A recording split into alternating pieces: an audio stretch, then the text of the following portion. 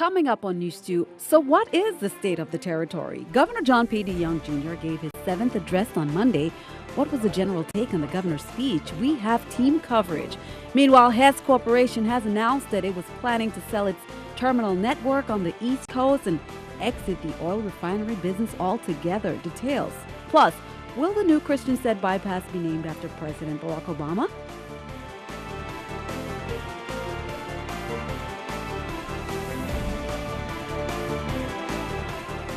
Hello, welcome, and thanks for joining us on this edition of News 2. I'm Sandra Gomansing.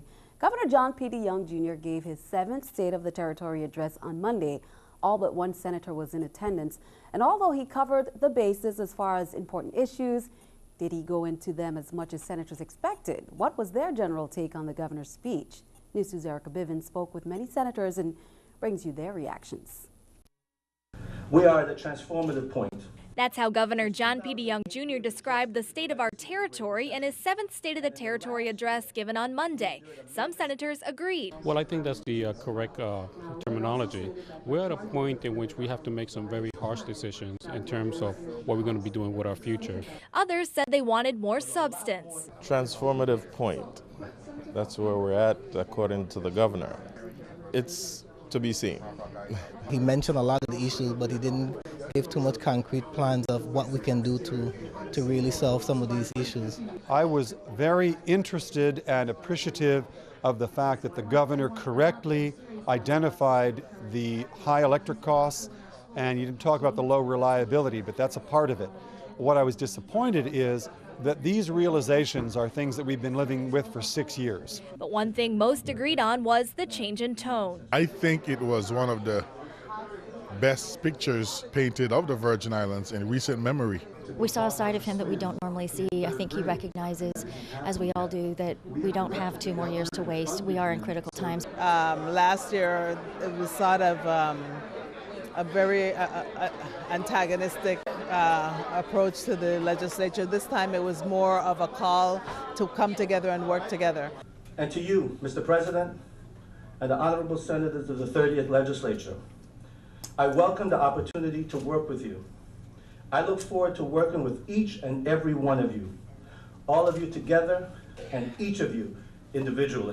But how do the senators feel about working together? Well, I'm a strong believer whoever the people elect, whether it's in the Senate or the government house, I am going to work with them. I am prepared to work with my colleagues to do what's necessary, and I know that they're not going to be easy decisions to make. WAPA, education, healthcare, crime, or VENZA, GERS. These issues are salient. We must find a collaborative way to bring solution to these issues. And like I said, the governor laid it out. And he's asking the 30th Legislature, come on board, let us sit down, let us look at these issues, because the people of the Virgin Islands are suffering. We were elected to provide the results, and that's what he's asking for. It sounds very good when you say one government, and it suggests, and I think there's a good idea in that we should work together, we should collaborate. But we have to also remember that even though we might aspire to that, we have a government, a Republican government that has 3 separate branches of government. Only time will tell how the relationship will go between the senators and the governor and which issues they'll be able to tackle. For News 2, I'm Erica Bivens. Senator Terrence Nelson was absent for the governor's address, but he did write correspondence to the legislature stating he had dengue fever. Meanwhile, on the outside, a bevy of protesters gathered to make their voices heard during Governor John Dejongh's state address Monday evening. News 2's Sean David was on the scene and files this report. Pay cuts, education, and energy costs were just a few of the concerns of the many protesters gathered outside the legislature as Governor Dejongh delivered his State of the Territory. The protesters were out to let their frustrations be heard loud and clear to the governor, senators, and dozens of motorists that drove by. The people are voicing their concerns really of what's going on in the community around the world too, and they're being optimistic and hoping tonight's speech bring some kind of hope and a betterment for this community. These were the cries echoed by many members of the community as they rallied just a few yards away from the legislature to make their voices heard. Many were on hand holding signs to protest several issues, some of which included the constant rise of the LEAC and accountability in the government. Among the many topics addressed in the governor's State of the Territory, none would garner more attention on the streets than the current state of the education system. Educators expressed their displeasure with the governor's appeal for longer school days and a longer school year and feel that there is unfinished business that needs to be handled before that request can be explored. Nothing was mentioned relative to what can be done in negotiations to increase individual salaries when you're going to do that. If you're going to lengthen my school day and lengthen the school year, there should be a change in my salary relative to that, because that would mean more hours, more days, and that should equate to more monies. As we continue to talk about using test scores to evaluate teachers, to me it's much more important in terms of what the teachers are doing in the classrooms each and every day. And we should try to see what we can do to make sure or ensure that teachers have the materials and all the technology that is necessary for them to move forward to better educate our children. Although they feel as though they have gotten past the first hurdle, protesters are looking to further their efforts with hopes of finding a positive outcome. Sean David, News 2.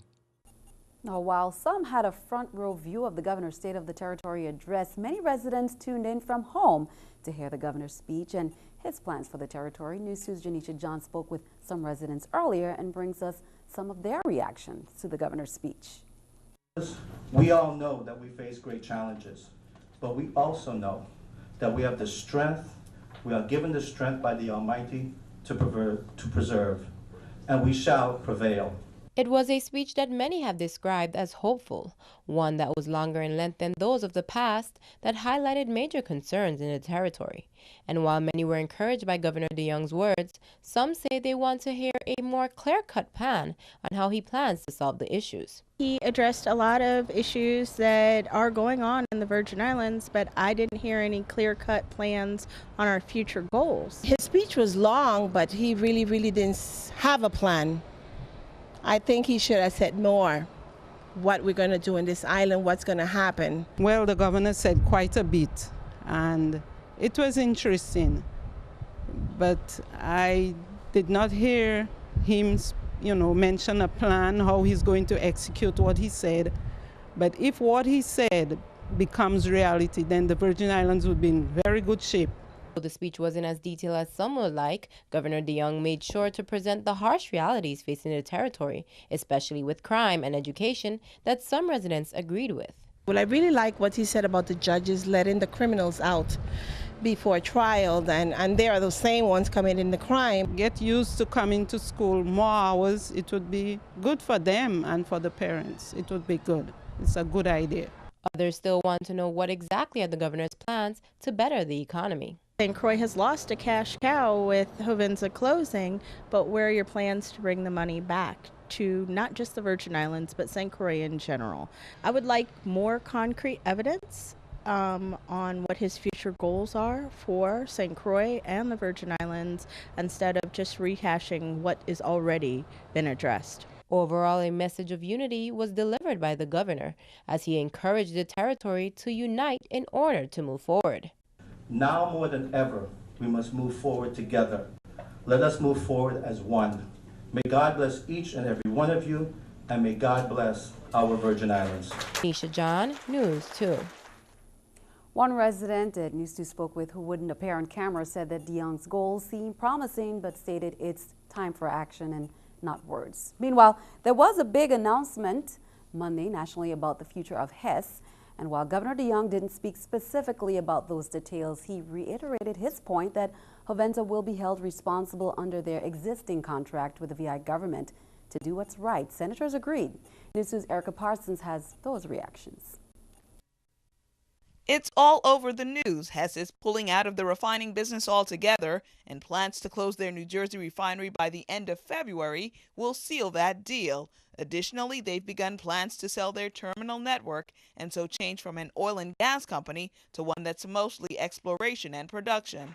But regardless of their aims, Governor Dejongh was firm in his State of the Territory address Monday night. If we cannot reach a compromise that achieves our interests, which are substantially positive for St. Croix and the Virgin Islands, we will pursue claims aggressively and hold Hovensa and its owners to their obligations under the law and our agreements. It was that stance that was well supported by members of the 30th legislature. The strongest part of his speech to me was when he spoke about his willingness to go to the mat for the people of the Virgin Islands on Hovensa. I felt behind his words a real commitment to not allow a large multinational corporation to have their way with us. We have a contract nonetheless, and that contract I continue to maintain has value. And I was very extremely happy to hear the governor said he will stand by that contract if they don't comply. I would really like to see the transformation of the Hovensa plant to green technology.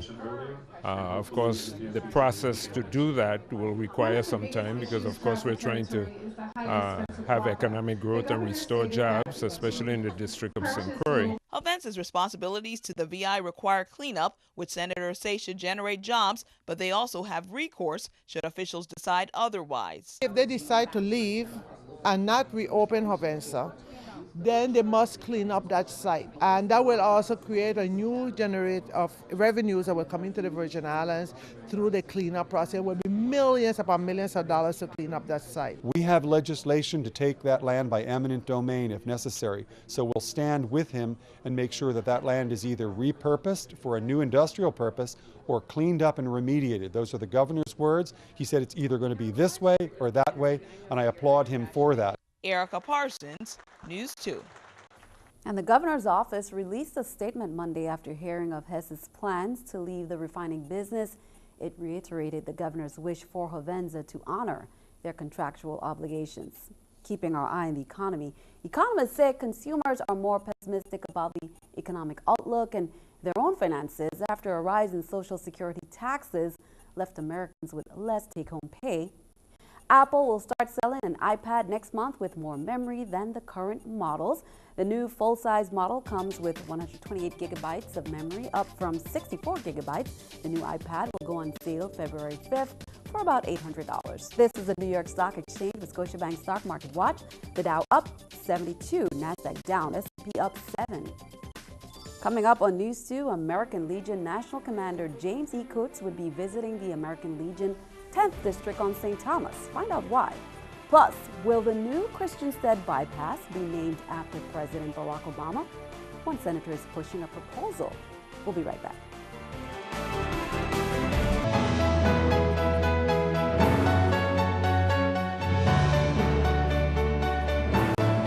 Saturday in St. Croix, an 18-year-old male told police he was sitting on a bench in the Harborview Apartments when he heard gunshots and began to run. He felt a pain on his back and realized he was shot. Police canvassed the area and collected evidence but did not locate the shooter. In another incident, police on St. Thomas say a 46-year-old man was shot several times just after midnight on Monday. Police were notified by 911 dispatchers and found a relative of the victim at a private residence in Estate Anna's Retreat. The caller said she reported gunshots to 911 and heard a voice asking for help while on the phone.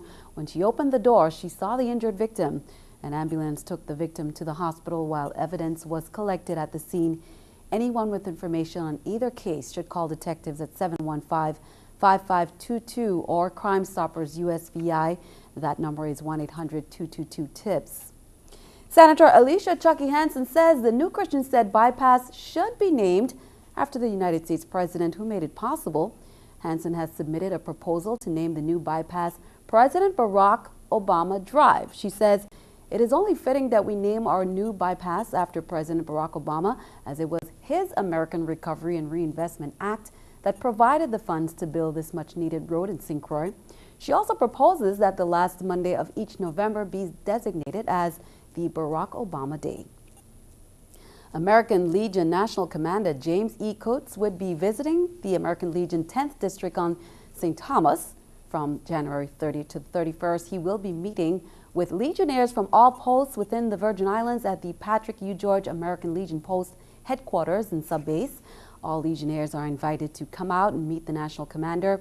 Now, he was elected National Commander of the American Legion on August 30th, 2012, during the organization's 94th National Convention in Indianapolis. He achieved an all-time high membership during his tenure in 1990 to 1991. At the national level, he served on the Foreign Relations Commission and as chairman of both the Economics and Legislative Commissions. There is major movement to bring immigration reform to Congress.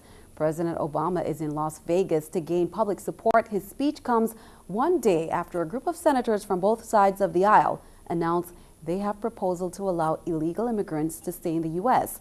Danielle Nottingham has the latest from the White House. President Obama is hitting the road to rally support for immigration reform.